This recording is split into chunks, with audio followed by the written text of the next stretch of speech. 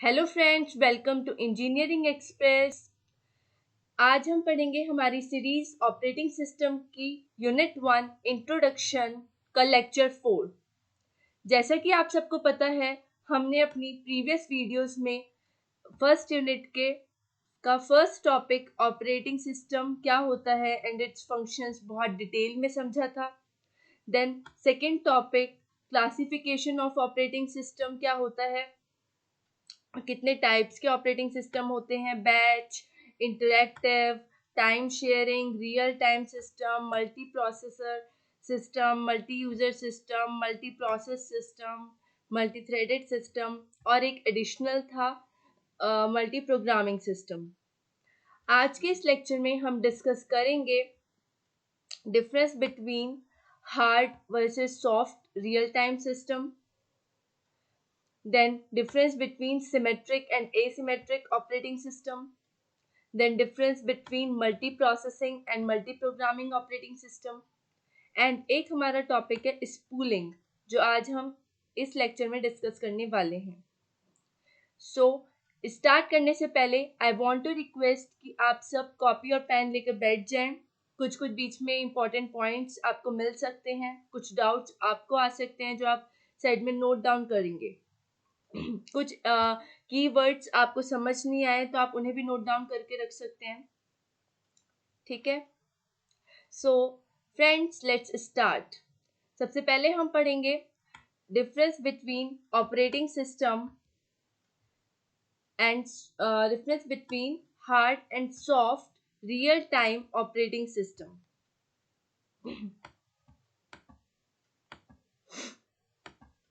तो पहले हम फर्स्ट पॉइंट देखते हैं। ये है हमारा हार्ड, इस साइड हम लिखेंगे हार्ड रियल टाइम एंड इधर हम देखेंगे सॉफ्ट रियल टाइम। तो पहले हम फर्स्ट पॉइंट पढ़ते हैं इसका कि it is the system, hard real time operating system is a system in which if it missed even a single deadline of any task then it means complete system failure। अगर इस system में कोई एक भी task की जो deadline है, जैसे कि आपको पता है हमारा जो रियल ऑपरेटिंग सिस्टम है, रियल टाइम ऑपरेटिंग सिस्टम है, वो एक फिक्स डेडलाइन पे वर्क करता है। अगर हमारा जो ये hard real time operating system है कोई एक भी डेडलाइन मिस कर देगा तो उसे ऐसा समझा जाएगा कि पूरा सिस्टम ही फेलियर है, ठीक। अब सॉफ्ट रियल टाइम का पहला पॉइंट देखते हैं, हम साथ साथ लेकर चलेंगे दोनों को। तो इसका पहला पॉइंट है कि soft real time system is a operating system in which if one or more deadline missed then it does not then it does not means complete system failure। अगर यहाँ इस सिस्टम में एक या दो या एक से ज़्यादा डेडलाइन मिस हो जाती है तो उसे कंप्लीट सिस्टम फेलियर नहीं समझा जाता, लेकिन हाँ परफॉर्मेंस डिक्रीज ज़रूर होती है उस चीज़ की वजह से। सेकेंड पॉइंट देखते हैं, in this system response time is very quick. हमारे जो hard real time operating system है इसमें जो रिस्पॉन्स टाइम है बहुत जल्दी रिस्पॉन्स मिलता है, इसमें बिल्कुल भी देरी नहीं होती, बहुत वेरी क्विक रिस्पॉन्स आपको मिलेगा। लेकिन जो हमारा soft real time operating system है इसमें ज़्यादा टाइम लगता है रिस्पॉन्स आने में, ये थोड़ा ज़्यादा टाइम लेता है रिस्पॉन्स देने में। थर्ड पॉइंट है, these are not flexible and have less carelessness.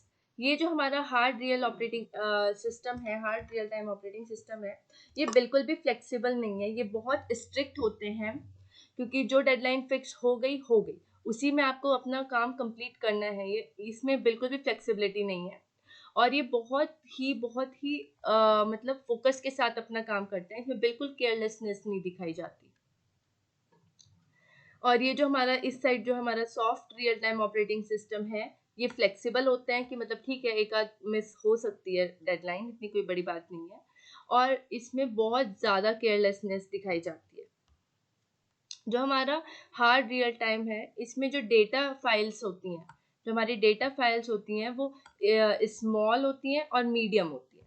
मतलब स्मॉल हो सकती हैं डेटा फाइल्स का जो साइज है वो स्मॉलर होता है या फिर मीडियम होता है, ठीक।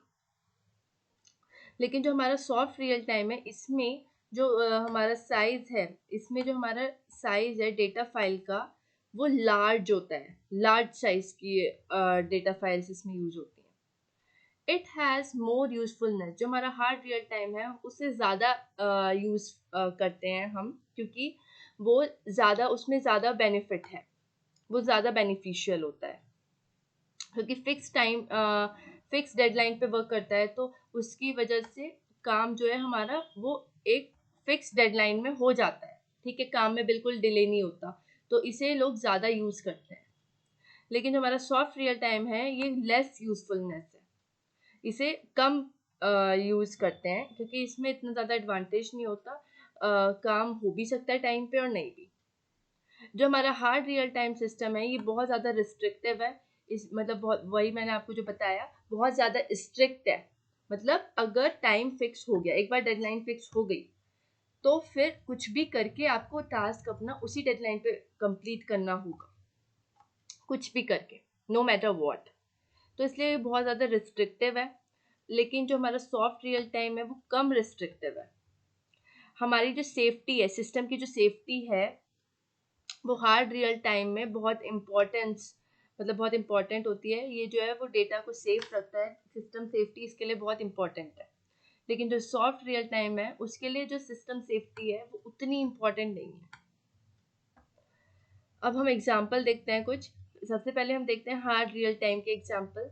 पहला है हमारा जैसे सैटेलाइट लॉन्च। ये जो सिस्टम, इस टाइप के जो ऑपरेटिंग सिस्टम है वो सैटेलाइट लॉन्च में यूज़ होते हैं, रेलवे सिग्नलिंग सिस्टम्स में यूज़ होते हैं, देन मेडिकल क्रिटिकल केयर में सिस्टम में यूज़ होते हैं, जहाँ पे मतलब बहुत ज़्यादा इम्पॉर्टेंट टास्क हो, मतलब बिल्कुल भी आप डेडलाइन मिस करना अफोर्ड नहीं कर सकते, वहाँ ये इस टाइप के ऑपरेटिंग सिस्टम यूज होते हैं।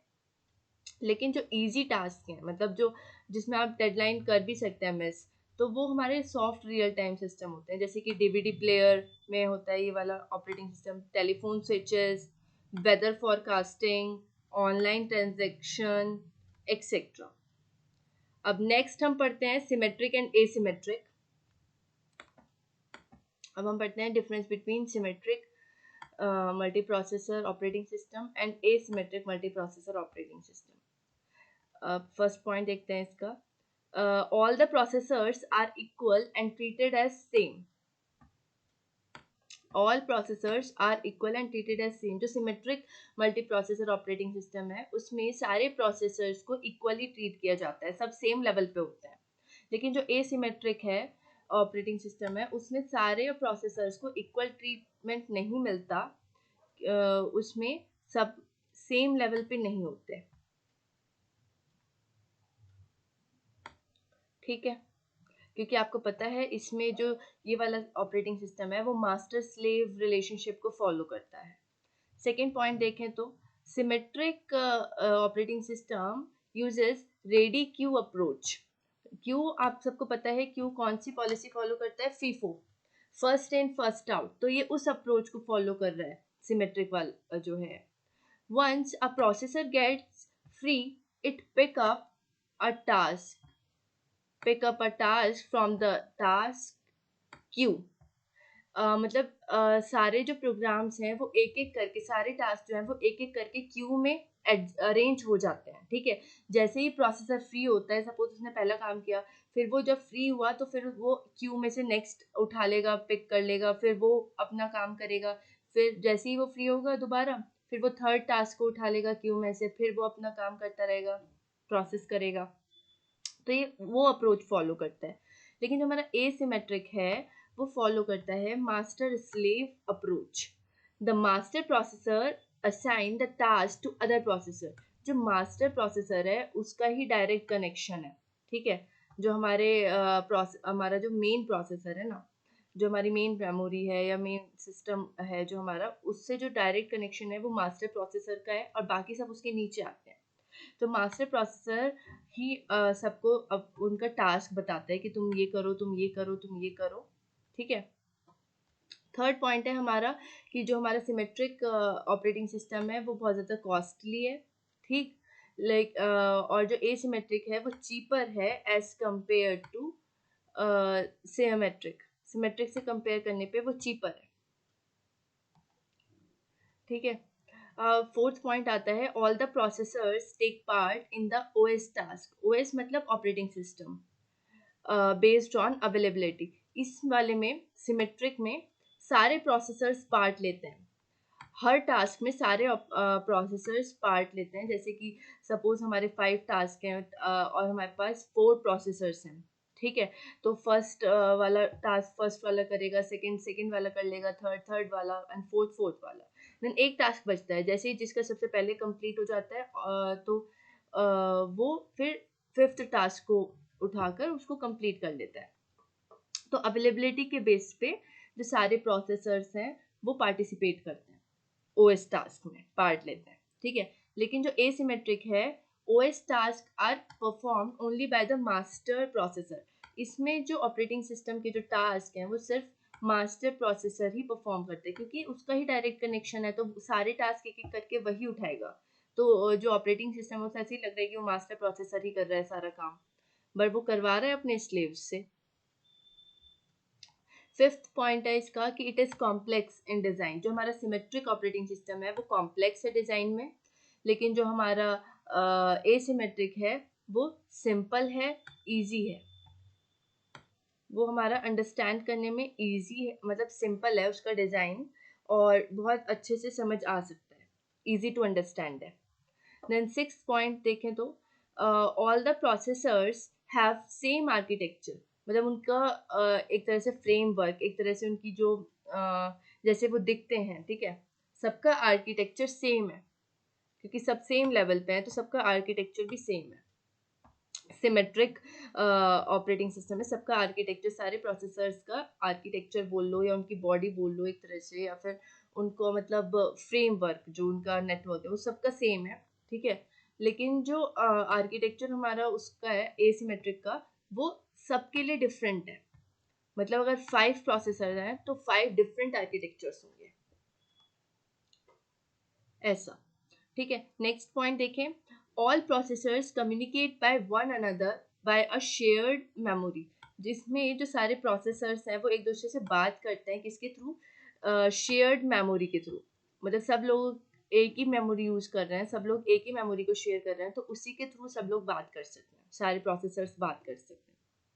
लेकिन जो हमारा एसिमेट्रिक है, no communication between processors as they are controlled by master processor. तो इसमें कोई कम्युनिकेशन नहीं होती है, क्योंकि वो सब को कौन कंट्रोल कर रहा है, मास्टर प्रोसेसर कंट्रोल कर रहा है।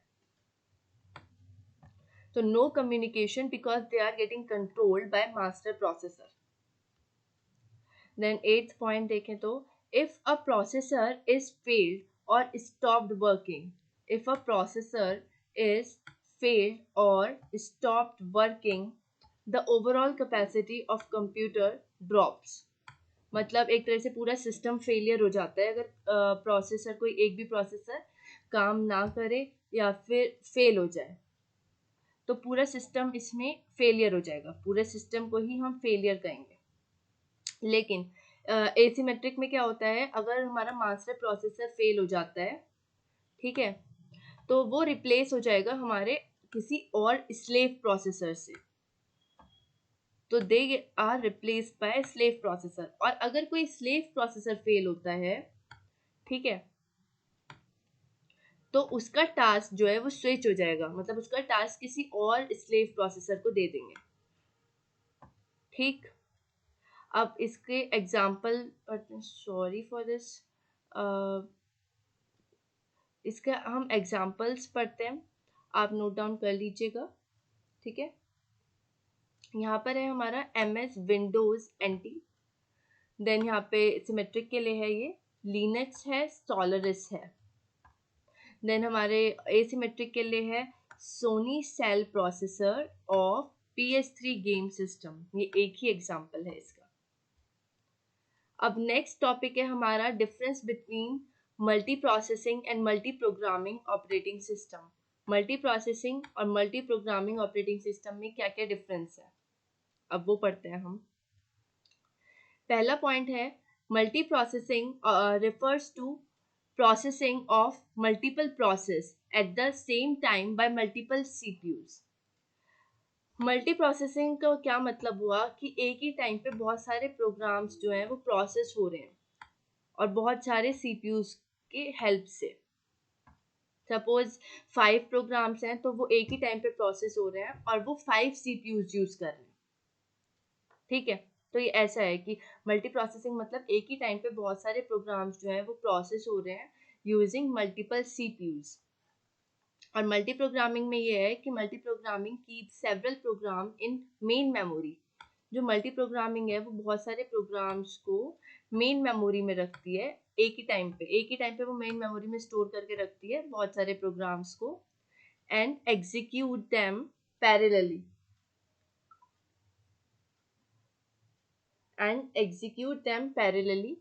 मतलब एक ही टाइम पे वो सबको स्टोर करेगी मेन मेमोरी में। ऑपरेटिंग सिस्टम जो है वो सब मल्टी प्रोग्राम्स को स्टोर करेगा मेन मेमोरी में एंड देन सबको एग्जीक्यूट कर देगा एक साथ। तो एक साथ मतलब पैरेलली सबको एग्जीक्यूट करेगा using single CPU. Multi programming में एक तरह से स्विचिंग होती है, ठीक है। सबको एक साथ मतलब सारे जो प्रोग्राम्स हैं उनको एक साथ क्या करेगा, जो ऑपरेटिंग सिस्टम है वो उन्हें एक साथ सेम टाइम पे रखता है मेन मेमोरी में, ठीक है। स्टोर करके रखता है मेन मेमोरी में और सबको साथ में पैरेलली एग्जीक्यूट कर देता है यूजिंग सिंगल सीपीयू। सिर्फ वो एक ही सीपीयू को यूज करता है इस पूरे प्रोसेस के लिए। इसमें ऐसा होता है कि सपोज आपकी जो मेमोरी है, ठीक है, आपकी जो मेमोरी है उसमें आपके 5 प्रोग्राम्स हैं। तो पहला प्रोग्राम एग्जीक्यूट हुआ लेकिन उसे कोई आईओ ऑपरेशन परफॉर्म करना है, ठीक है। तो वो थोड़ी देर के लिए उसने सीपीयू को छोड़ दिया और सेकेंडरी स्टोरेज में जाके स्टोर हो गया। तो इतने वो अपना काम कर रहा है, सीपीयू वेट नहीं करेगा उसका, सीपीयू दूसरे प्रोग्राम को लेगा एग्जीक्यूट कर देगा, फिर दोबारा जाएगा उस पहले वाले प्रोग्राम पे, फिर उसे एग्जीक्यूट करेगा। ऐसे ही चलता रहेगा, पैरेलली सारे जो प्रोग्राम्स हैं वो एग्जीक्यूट हो जाएंगे। सेकेंड पॉइंट ये है इसका कि इट यूजेस मल्टीपल सीपीयू। जो हमारा मल्टी प्रोसेसिंग है वो यूज कर रहा है मल्टीपल सीपीयू, लेकिन जो हमारा मल्टी प्रोग्रामिंग है वो यूज कर रहा है single CPU, only single CPU. वो एक ही सीपीयू यूज कर रहा है, वो एक से ज्यादा सीपीयू यूज कर रहे हैं। जो मल्टी प्रोसेसिंग है इट अलाउज पैरेलल प्रोसेसिंग। जो हमारा मल्टी प्रोसेस है वो एक साथ सबको प्रोसेस कर देगा, सारे प्रोग्राम्स को एक साथ प्रोसेस कर देगा। लेकिन ठीक है, ये जो हमारा मल्टी प्रोग्रामिंग है it doesn't allow parallel processing. Continuous switching takes place. वही मैंने आपको कहा, बार बार स्विच होता जाएगा। जैसे ही प्रोग्राम का मतलब प्रोग्राम रेडी है एग्जीक्यूट होने के लिए तो सीपीयू ने सेलेक्ट करेगा, एग्जीक्यूट कर देगा। वो कुछ और काम कर रहे हैं तो सीपीयू दूसरा प्रोग्राम उठाएगा, उन्हें एग्जीक्यूट कर देगा। तो सीपीयू कंटिन्यूअसली वर्क करता रहता है, स्विच करता रहता है इन सब के बीच में, लेकिन पैरेलली ये अलाउ नहीं करता कि सारे प्रोग्राम को एक साथ ही करते हैं, क्योंकि सिंगल सीपीयू ही यूज कर रहा है बेसिकली। फोर्थ पॉइंट है it take less time to process the jobs. इसे कम टाइम लगता है सारे प्रोग्राम्स को प्रोसेस करने में, ऑब्वियसली क्योंकि एक साथ ही सबको प्रोसेस कर देता है। लेकिन हमारा जो मल्टी प्रोग्रामिंग है वो ज़्यादा टाइम लेता है क्योंकि एक एक करके प्रोसेस करता है, स्विच करता है। ये जो हमारा मल्टी प्रोसेसिंग है वो ज़्यादा इफेक्टिव है as compare to multi programming, और जो हमारा मल्टी प्रोग्रामिंग है वो लेस इफेक्टिव है। जो हमारा मल्टी प्रोसेसिंग है वो ज़्यादा एक्सपेंसिव है और जो हमारा मल्टी प्रोग्रामिंग है वो लेस एक्सपेंसिव है, ठीक। Now let's come to the next topic, ये है spooling. Spooling stands for simultaneous peripheral operations online, ठीक। स्पूलिंग की फुल फॉर्म क्या है? Simultaneous peripheral operations online. Spooling refers to putting programs in a buffer. Spooling refers to putting programs in a buffer. Buffer क्या है? एक special area है memory में, memory में एक स्पेशल एरिया है, या फिर हम कह सकते हैं डिस्क में एक स्पेशल एरिया है where device can access them it is when it is ready. Basically क्या कहना चाह रहा है कि जो स्पूलिंग है वो क्या करता है, वो जो प्रोग्राम्स वगैरह हैं, जो जॉब्स हैं, जो प्रोग्राम है, उन्हें एक स्पेशल एरिया में स्टोर कर देता है टेम्परली, कुछ टाइम के लिए इस स्पेशल एरिया में स्टोर कर देता है, मेमोरी के स्पेशल एरिया में। या फिर हम ये भी कह सकते हैं कि डिस्क में स्टोर कर देता है थोड़ी देर के लिए, जहाँ पे जो डिवाइस है, ठीक है, वो उन्हें एक्सेस कर सकता है, उन प्रोग्राम्स को एक्सेस कर सकता है जब वो रेडी हो। सपोज कोई डिवाइस है, ठीक है, उसे एक्सेस करना है किसी प्रोग्राम को, लेकिन अभी वो रेडी नहीं है, अभी वो कोई और काम कर रहा है, तो जितने वो कोई और काम कंप्लीट कर रहा है इतने वो वेटिंग एरिया में रहेंगे। एक तरह से स्पेशल एरिया को हम वेटिंग एरिया भी कह सकते हैं मेमोरी का। तो जो प्रोग्राम्स हैं वो इतने वेटिंग एरिया में रख देगा कौन, स्पूलिंग। अब नेक्स्ट पढ़ते हैं हम कि व्हाट इज स्पूलिंग। एक्चुअल में स्पूलिंग होती क्या है। It is a technique used by OS to manage IO operations effectively। ये एक ऐसी टेक्निक है जो ऑपरेटिंग सिस्टम यूज करता है, किस लिए, IO ऑपरेशंस को इफेक्टिवली मैनेज करने के लिए। वही कि एक बिजी है डिवाइस, अभी बिजी है, तो जो प्रोग्राम्स हैं, जो प्रोसेस होने हैं, वो थोड़ी देर वेट कर लें, है ना, वरना तो बहुत ज़्यादा ओवरलैपिंग हो जाएगी चीज़ों की, बार बार प्रोग्राम्स आते रहेंगे, डिवाइस अभी वेट करता रहेगा, डिवाइस बिजी रहेगा, तो एक के ऊपर ओवरलैप हो जाएंगे सारे प्रोग्राम्स। तो इसलिए अच्छे से चीज़ें सिस्टमेटिक वे में ऑर्गेनाइज रहें, इसलिए हम इस टेक्निक को यूज़ करते हैं जिसका नाम है spooling. Imagine you have a busy office. Imagine कीजिए, ये एक एग्जांपल है कि आप इमेजिन कीजिए आपका जो ऑफिस है, आपके पास एक बहुत बिजी ऑफिस है विद मल्टीपल टास्क, ठीक है, जहाँ पर बहुत सारे टास्क हो रहे हैं, ठीक है, बिल्कुल बिजी है पूरा ऑफिस। कोई डॉक्यूमेंट प्रिंट हो रहा है, कहीं कोई फाइल रीड कर रहा है, कोई और टास्क कर रहा है कंप्लीट, कहीं कोई प्रेजेंटेशन दे रहा है। तो जो स्पूलिंग है वो सारी चीज़ों को ऑर्गेनाइज रखने में हेल्प करती है, ठीक है। अब ये कैसे काम करती है, कैसे ये स्पूलिंग जो टेक्निक है वो वर्क करती है। When you send data from faster device, जब आप अपना डेटा सेंड करते हो किससे, faster device, like computer to slower device like printer, ठीक है। जब आप अपना डेटा सेंड कर रहे हो, आप कंप्यूटर से प्रिंटर में अपना डेटा सेंड कर रहे हो, ठीक है, तो तब हमारा जो स्पूलिंग है उसका काम स्टार्ट होता है, बीच में हमारे स्पूलिंग का काम स्टार्ट होता है। तो instead of waiting for the slower device to process the data, अब बजाय कि हम स्लोअर डिवाइस का वेट करते रहें कि कब प्रोसेस करेगा डेटा को, मतलब एकदम से इमिडिएटली कब प्रोसेस करेगा, जब हम वेट करते रहें, इसके बजाय जो स्पूलिंग है वो कुछ टाइम के लिए टेम्परली स्टोर कर देती है उस डेटा को, कहाँ पे, बफर में। बफर हमने अभी समझा था, एक तरह का वेटिंग रूम है, एक तरह का स्पेशल एरिया है मेमोरी में। तो उसे वेट ना करना पड़े स्लोअर डिवाइस का कि कब डेटा को वो प्रोसेस करेगा, कब लेगा, इतनी देर वो आराम से वेटिंग रूम में बैठकर उसका वेट कर सकती है, ठीक है। इस बफर को हम कहेंगे spool. The data stays in the spool with until slower device is ready to use it। जो डेटा है वो हमारा वेटिंग रूम में रहेगा, स्पूल में रहेगा, जब तक कि जो स्लोअर डिवाइस है वो रेडी ना हो जाए, उसे यूज करने के लिए, उस डेटा को यूज करने के लिए वो रेडी ना हो जाए, तब तक वो कहाँ रहेगा, स्पूल में रहेगा, मतलब वेटिंग रूम में रहेगा।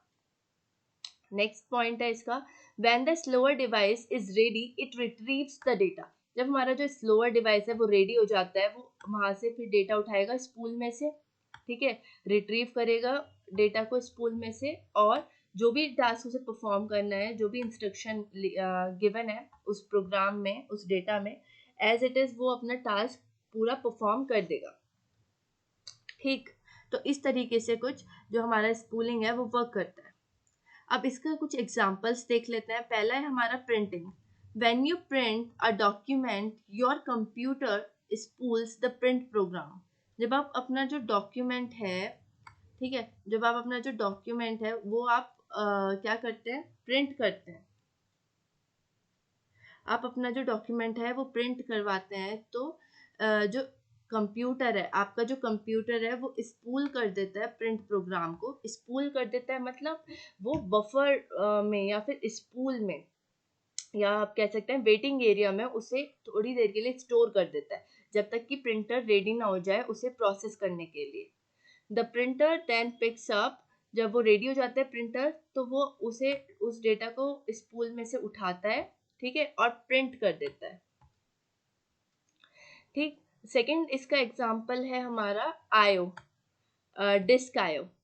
आईओ मतलब इनपुट आउटपुट ऑपरेशंस में, जो डिस्क इनपुट आउटपुट ऑपरेशंस हैं उनमें भी हमारा स्पूलिंग यूज होती है। When you copy a file, जब आप किसी फाइल को कॉपी करते हैं तो the data temporarily stored in the spool, तो जो डेटा है उस फाइल का वो कुछ टाइम के लिए कहाँ स्टोर हो जाता है, स्पूल में, वेटिंग एरिया में, जब तक कि वो पूरी तरीके से स्टोर्ड ना हो जाए डिस्क में। ठीक है, आप मतलब आप कोई फाइल है वो आप कॉपी करके डिस्क में जब आप उसे मूव कराते हो, जब आप डिस्क में उसे कॉपी को स्टोर करते हो, तो बीच में क्या होता है कि वो थोड़ी देर के लिए टेम्परेली स्टोर हो जाता है स्पूल में, वेटिंग एरिया में, जब तक कि आपका जो पूरा का पूरा डेटा है वो डिस्क में स्टोर ना हो जाए। ठीक है, मतलब जब तक आपकी जो डिस्क है वो रेडी ना हो उसे स्टोर कराने के लिए, जब डिस्क रेडी हो जाती है तो वो डिस्क में स्टोर हो जाता है। इसका एडवांटेज क्या है स्पूलिंग का, कि ये आइडल टाइम को रिड्यूस कर रही है। आइडल टाइम मतलब वो टाइम जब हमारा जो सीपीयू है या जो हमारा सिस्टम है वो वर्किंग नहीं होता, ठीक है, वो वेटिंग में होता है, तो डाटा वेट करता, ठीक है, वर्क नहीं करता। इससे बेटर है वो आराम से स्पूल में जो है स्टोर हो जाता है। एंड सेकेंड इसका एडवांटेज है कि प्रिवेंटिंग आउटपुट मिक्सअप्स, जो हमने अभी पढ़ा था कि ये जो हमारा सिस्टम है स्पूलिंग, वो भी फीफो अप्रोच ही फॉलो करता है। ठीक है, फीफो अप्रोच मतलब फर्स्ट इन फर्स्ट आउट। इससे क्या फायदा हो रहा है कि जो हमारे आउटपुट है वो मिक्स नहीं हो रहा। ठीक, जो हमारा आउटपुट है वो मिक्स नहीं हो रहा जब हमारे मल्टीपल यूजर्स जो हैं वो प्रिंट कर रहे हैं कोई सेम डॉक्यूमेंट। ये हमारा एक डायग्राम है स्पूलिंग का, आप चाहें तो इसे बना सकते हैं। काफ़ी अच्छा, काफ़ी अट्रैक्टिव लगेगा आपका आंसर। सो फ्रेंड्स, आज का लेक्चर हम यहीं पे कंप्लीट करते हैं। आई होप आपको आज का लेक्चर पसंद आया हो। आज के लेक्चर के नोट्स आपको टेलीग्राम ग्रुप पे मिल जाएंगे और उसका लिंक आपको हमारे डिस्क्रिप्शन बॉक्स में मिल जाएगा। तो मिलते हैं नेक्स्ट लेक्चर में विद द नेक्स्ट टॉपिक, जो हमारा रहेगा ऑपरेटिंग सिस्टम स्ट्रक्चर। उसमें हम पढ़ेंगे layer structure and system components. So thank you for watching our video. आपको आप प्लीज़ अपने जो व्यूज़ हैं वो कमेंट सेक्शन में शेयर कीजिएगा, ताकि मैं खुद को और इम्प्रूव करूं। एंड आपको कहीं कुछ भी डाउट हो तो आप बिना झिझक आप बिल्कुल कमेंट्स में हमसे पूछ सकते हैं। ठीक है, so thank you for watching our lecture. Bye bye.